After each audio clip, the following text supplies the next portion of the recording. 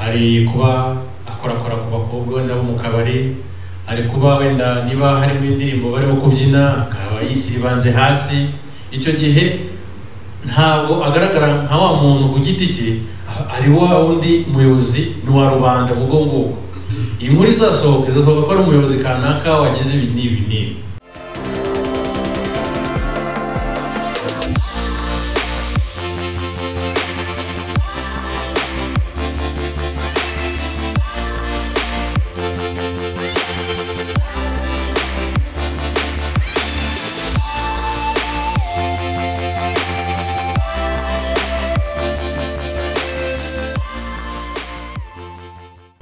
Akoze cyangwa se yakoze gituma umutungo w'ikigo ugenderaho.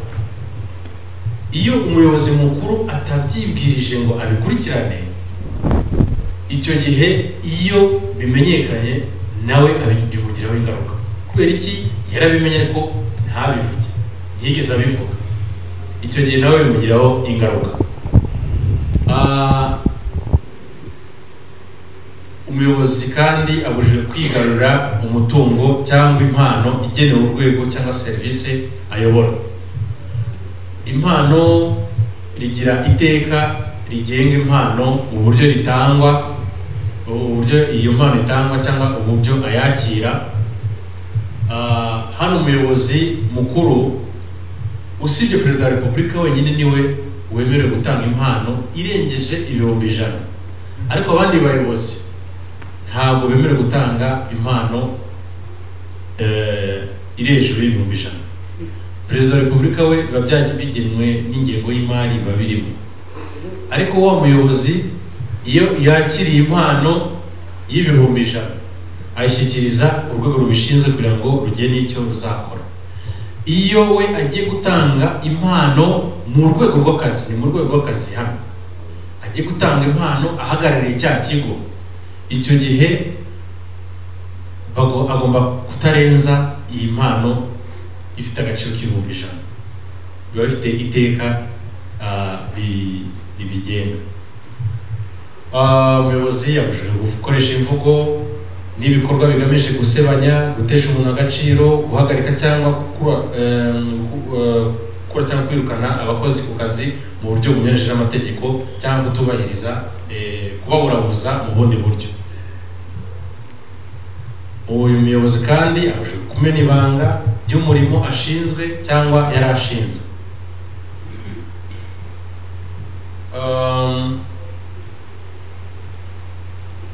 Ibindi abujijwe ni ukugira ibikorwa cyangwa imvugo bigaragaza ko atihanganira ibitekerezo binyuranye n'ibye, uvuga ngo niwe wenyine utanga umurongo w'igomba gukorwa ku buryo abona abandi ntacyo bamaze. Iyo uyu muyobozi arangwa n'iyo myifatire imeze gutyo, icyo gihe abanyuranyije n'iri tegeko.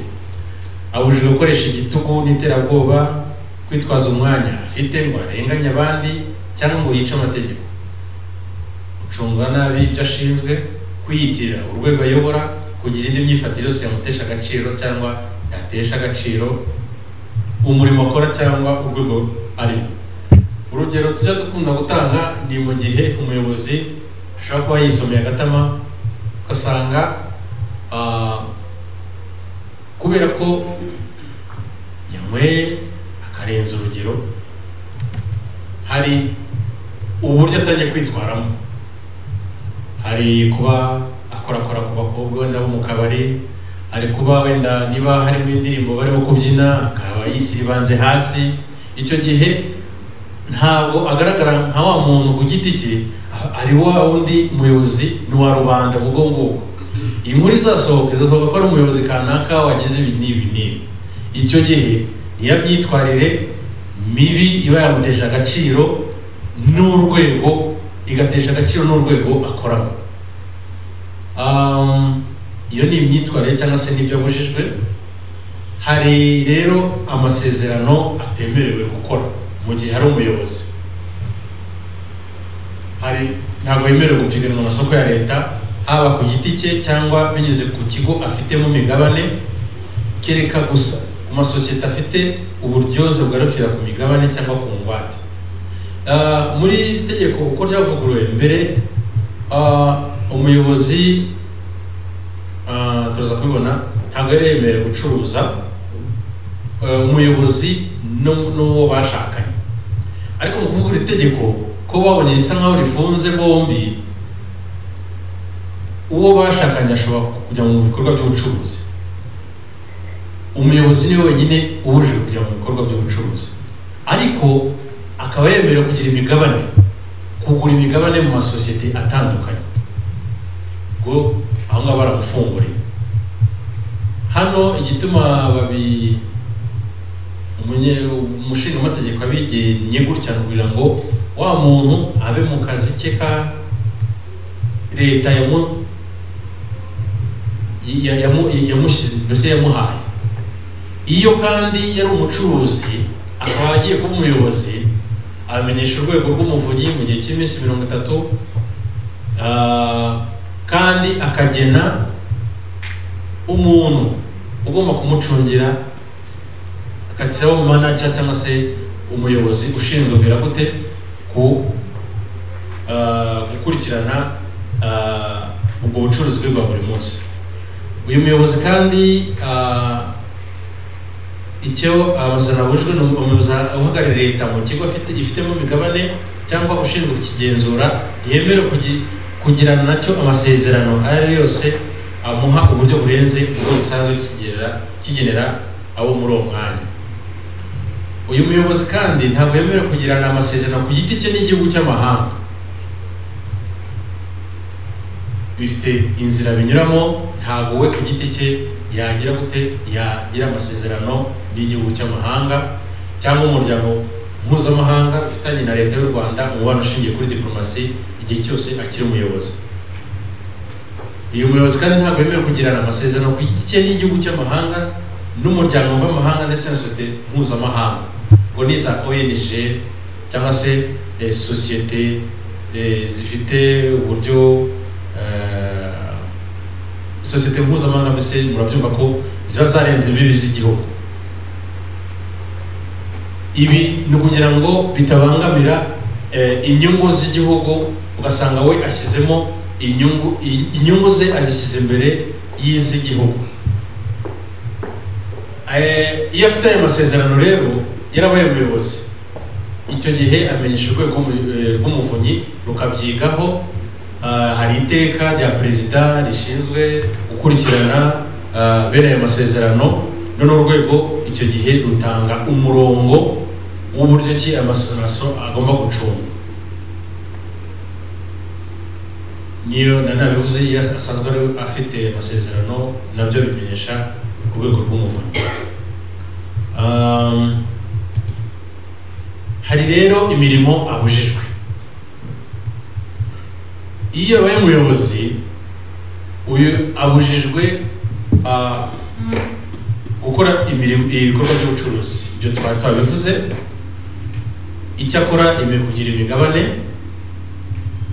mu masosiyete atandukanye, aya bita PLC, ubwo ni public, aya masosiyete ahamagarira rubanda gushyiramo imigabane. Hari n'amasosiyete afite ari limited by shares, uvuga ngo ni abanyamigabane bakeya gusa bishyize hamwe. Uyu muyobozi kandi ikindi abujijwe ni ukujya mu myanya y'ubuyobozi wa ya masosiyete. Board ntabwo yemerewe kuyijyamo. Ikindi za ONG cyangwa se izindi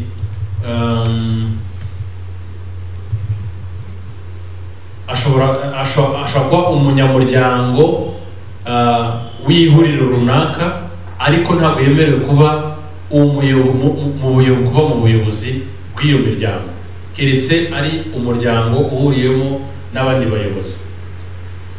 Uwashakanye n'uyu muyobozi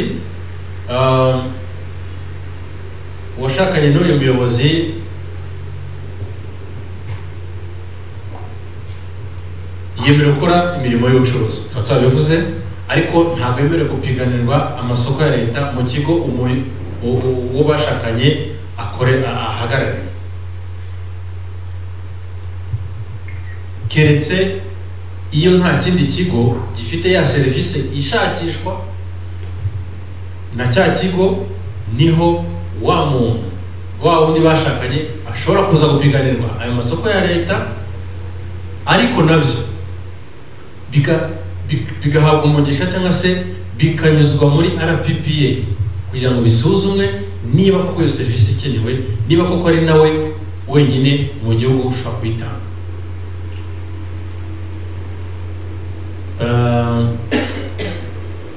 Abujijwe imirimo kuyobora umuryango utari wa leta, twaba twabivuze, ashaka kuba umunyamuryango ariko ntabwo yemerewe kujya muri bode ya miryango itari iya leta. Reka ngarukire hano, ibibazo reka tuze kubyakirira hamwe na mugenzi wanjye kugira ngo ducunguze uburyo umwete nawe atangiye ikiganiro cye kuri ruswa, noneho muze kubariza rimwe turabasubiza. Murakoze.